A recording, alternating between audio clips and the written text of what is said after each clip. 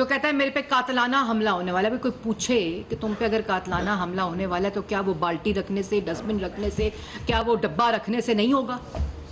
تم کیوں جھوٹ بولتے ہو؟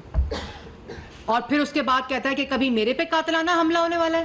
پھر پراکسیز کہتے ہیں کہ نہیں, عوام جو ہے وہ اس قسم کی حرکت کر سکتی ہے. میں واضح طور پر کہنا چاہتی ہوں, ایک تو تمام ثبوت اس وقت ایف آئی اے کے پاس موجود ہیں جن کے اوپر کارروائی اور انویسٹیگیشن ہو رہی ہے.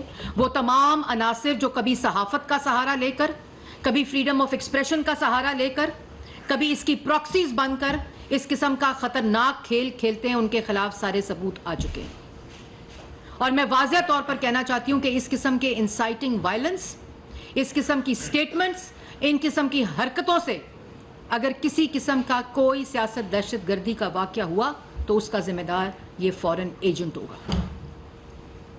اور پھر کہتے ہیں بے شرم آدمی یہ پوچھتا ہے کہ 9 مئی کا فائدہ کس کو ہوا. Instead of making absurd accusations, the question that Shehbaz Sharif needs to answer is who gained the most from the events of 9th May? جس شخص نے منصوبہ بندی کی, ذہن سازی کی, اس کو پلان کیا, اس کو آرکسٹریٹ کیا, اس کو امپلیمنٹ کیا, اس کی ڈائریکشن دی, وہ پوچھتا ہے 9 مئی کے واقعے سے کس کو فائدہ ہوا. جو پہلے کہتا تھا 9 مئی کا واقعہ میری گرفتاری کا رد عمل ہے, پھر کہتا تھا یہ ایجنسیز کے لوگ تھے, پھر کہتا تھا ایسے رد عمل تو آئے گا.